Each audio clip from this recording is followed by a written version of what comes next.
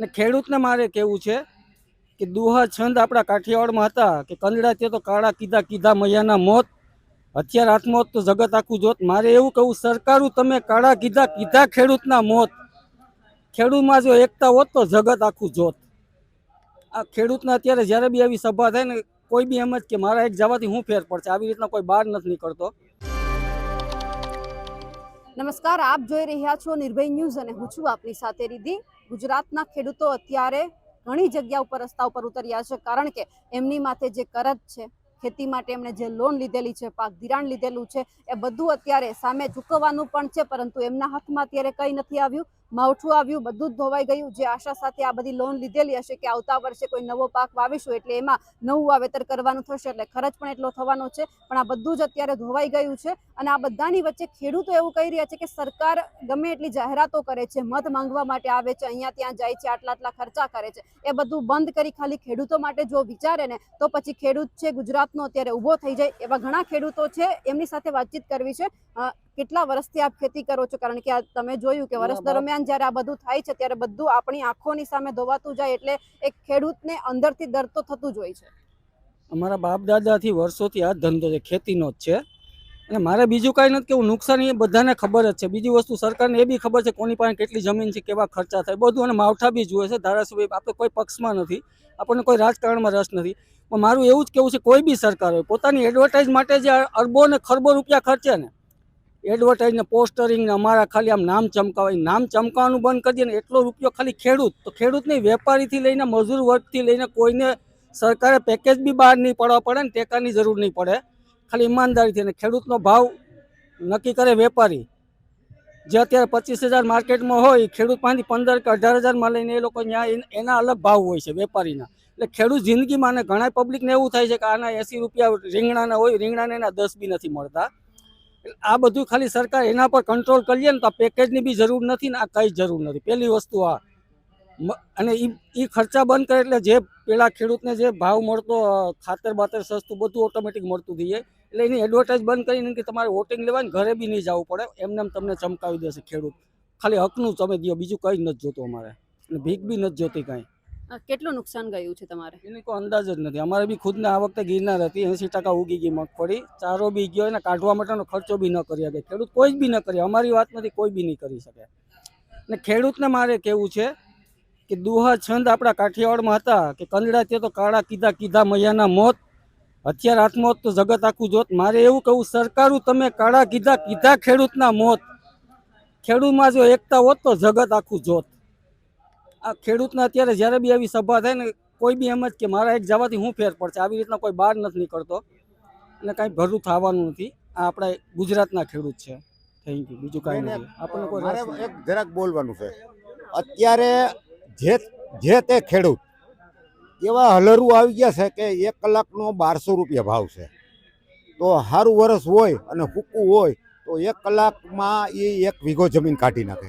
એને બદલે આ પલરેલું નુકસાન કરેલું ગમે એટલા મજૂર કીએ, હલરવાળો આવે એવું યાંત્રિક સાધન લઈ તો 1 વીઘે 2 કલાક ચડે છે. આમ કરો તોય ભાંગતું નથી, એને તૈયાર તો કરવું ને. તો સીધો કલાકના 1200 રૂપિયા વધારે ભાવ થાય છે, કારણ કે બિચારો 1 કલાકમાં 1 વીઘો કાઢીને વયો જાય, એને બદલે અત્યારે 2 કલાક થાય છે 1 વીઘે. અને મજૂરી 400 રૂપિયા હાલતી હતી, 600 રૂપિયા દેવી પડે, અને ડબલ મજૂરી લાગે. હુકામે કે હલરમાં ભીનું છે, કાઢવું તો છે. એટલે આવી પરિસ્થિતિ છે. બીજા છે, એમની સાથે વાતચીત કરવી છે. ખેતી કરો છો વર્ષોથી? વર્ષોથી ખેસ. ગામ કયું આપનું? મારું અહીંયા જુનાગઢ તાલુકાનું યુવનગર ગામ, નટુભાઈ છત્રાળા મારું નામ. મારી પાસે 5 વીઘા જમીન છે, અને આ સાલ તો ટોટલ લોસમાં ગઈ છે. ટોટલ લોસ એટલે આ જે વીમાવાળા નથી કહેતા એ. અને આજે સરકારને મારે એવડી વિનંતી કરવી છે, તમે દર વખતે તાઇફા કરો છો, એ તાઇફા જો બંધ કરી દો તો ખેડૂત પાયમાલ ના થાય. પહેલી વાત એ.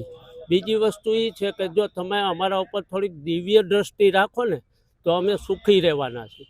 તમારી જે આ સર્વે ને આ તે જે તમારા જે આઈ તાઇફા અમને નથી ગમતા.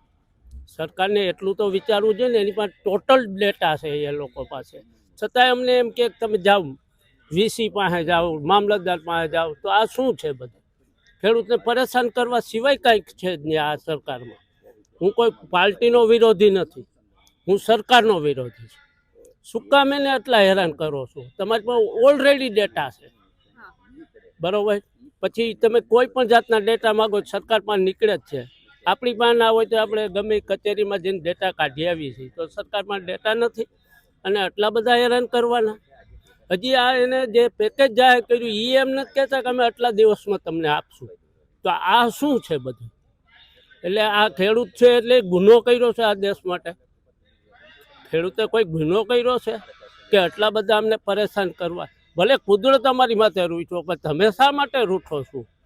તમારે આટલું તો વિચારવું જોઈએ ને કે આ લોકો આટલા તાઇફા કરે છે, આટલા ખાલી દેશના તાઇફા બંધ કરજે ને આ પાર્ટી, તો દેશમાં સુખી સમૃદ્ધ થાય. બસ મારી એટલી નમ્ર વિનંતી છે કે સરકાર સુધી મારો મેસેજ પૂગે. 2000 રૂપિયા આવે છે ખાતામાં? બે આવે બે તો અમારે શાહખાનના જોઈએ, અમારે એટલા મજૂર જોઈએ. 4 મહિને 2000 આવે ને એના ચાખાંડ જ જોઈએ. એક મિનિટ સાહેબ, 2000 રૂપિયા એટલે અમારે મજૂરના ચાખાંડના થયા. દૂધ તો અમારે જ ભોગવવાનું હોય. આટલું તો તમે ખેડૂતના દીકરા હો તો કદાચ સમજી શકો. ભેંસ છે, ગાય છે કઈ? ના, અત્યારે શું 5 વીઘામાં શું રાખવું? ઘરનું ભરણ પોષણ. મારો સન છે એ પ્રાઇવેટમાં 12,000માં નોકરી કરે. તો આજે અમારી હાલત શું થઈ? 5 વીઘા જમીનમાં શું 4 માણસનું ભરણ પોષણ થાય ખરું? અને ઘણા એમ કે તમારે ક્યાં વાંધો છે? ભાઈ અમારે કાંઈ વાંધો નથી. સરકાર થોડુંક અમારી ઉપર દિવ્ય દ્રષ્ટિ રાખે. પાછા એ લોકો એમ કે તમે તમને મત આપવાના જ છો, એટલે શું અમે આટલા મૂર્ખ છીએ કે અમે એને મત જ આપ્યા કરશું? રાજકીય હું કોઈ વાત નથી કરતો, પણ એ લોકો એમ બોલે છે, ટીવી મીડિયામાં બધામાં એમ બોલે છે કે તમે તો અમને મત દેવાના. એટલે શું અમે આટલા મૂર્ખ છીએ કે હવે દીધા જ કરશું? આ અમારી વેદના છે. એક ખેડૂત એમની વેદના સમજાવી રહ્યા છે, સંભળાવી રહ્યા છે, કારણ કે અત્યારે જે રીતે એમને મુશ્કેલી પડી રહી છે અને સરકારને ખાલી વિનંતી કરે છે કે અમારા ઉપર ધ્યાન આપવામાં આવે. આપ ક્યાંથી આવો છો? હું જુનાગઢથી ખેડૂત જ છું. મારું નામ કિશોરભાઈ સાવલિયા છે. હવે ખેડૂત સરકારશ્રીએ એવી રજૂઆત કરી છે ટેકાના ભાવે 125 મણ મગફળી ખરીદવાની. તો 125 મણ મગફળીને બદલે 200 મણની ખેડૂતોએ માંગ કરી છે.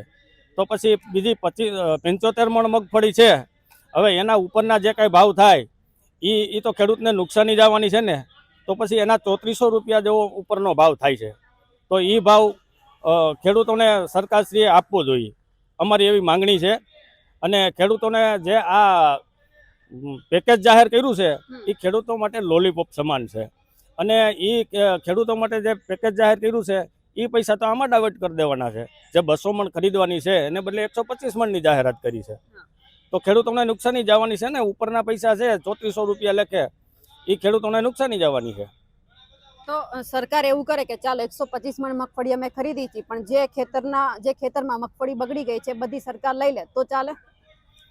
200 મણની માગ છે ખેડૂતોની, તો 200 મણ પૂરી મગફળી લઈ લે તો ખેડૂતોને પોસાય તેમ છે.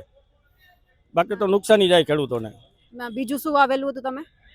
બીજું સોયાબીન છે, અડદ છે, એવું બધું ઘણું કપાસનું વાવેતર કરેલું છે. એટલે એ બધામાં નુકસાની છે? બધામાં ટોટલી નુકસાની જ છે. 100% ખેડૂતોને નુકસાની છે. એટલે જે આ પેકેજ જાહેર કર્યું છે એ લોલીપોપ સમાન છે. અને ખેડૂતોને આ જે પેકેજના પૈસા આવશે એ તો ખાતર બિયારણને દવામાં જ પૂરા પડે એમ નથી. એટલે ખેડૂતો આરે ખરેખર મજાક કરી હોય એવું દેખાય છે. 2000 પોસાય છે? 2000 રૂપિયા ના પોસાય. 2000 અત્યારે ખાતરની થેલી લેવા જાઓ તો 1500 રૂપિયાની ખાતરની થેલી આવે છે. તો 2000 રૂપિયામાં ખેડૂતને શું વળવાનું છે? એટલે ખાતર બિયારણ દવા બધું જ મોંઘું. અને સમયસર પાણી આપે છે સરકાર? પાણીનો પ્રોબ્લેમ તો ઓછો છે, પણ સરકાર પોષણક્ષમ ભાવ પણ નથી આપતી. અને દવા ખાતર ને બિયારણ મોંઘું થઈ ગયું છે, મજૂરી ખર્ચો મોંઘો થઈ ગયો છે, ડીઝલના ભાવ મોંઘા થઈ ગયા છે. તો ખેડૂતને આમાં પોષણક્ષમ ભાવ આપે તો જ પોસાય. બાકી તો ખેડૂતને આપઘાત કરવાનો વારો પણ આવે. કપાસનો શું ભાવ ચાલે છે? કપાસના અત્યારે 1400 થી 1500 રૂપિયા ભાવ ચાલે છે. 2000 રૂપિયા ભાવ મળવો જોઈએ ખેડૂતને. એથી ઓછો ભાવ પોસાય નહીં ખેડૂતને. એટલે ખેડૂત કહી રહ્યો છે કે સારો જો પોષણક્ષમ ભાવ આપવામાં આવે તો જ પછી છે એ ખેડૂતને પોસાય એમ છે, પરંતુ હવે સરકાર પાસે એટલી જ આશા રાખીએ કે ઝડપથી સરકાર છે આ તમામ જે ખેડૂતોની અત્યારે વેદના છે, વાચા છે એ સાંભળે, સમજે, જેથી કરીને ખેડૂતને જે શિયાળુ પાકનું વાવેતર કરવું છે એ પણ ઝડપથી કરી શકે. ખેડૂતોએ જે વાત કરી છે તેમને લઈ આપ શું માનો છો કમેન્ટ કરીને ચોક્કસથી જણાવજો. સાથે જ અમારી નિર્ભય ન્યૂઝ ચેનલને લાઇક, શેર અને સબસ્ક્રાઇબ કરવાનું ભૂલશો નહીં. નમસ્કાર.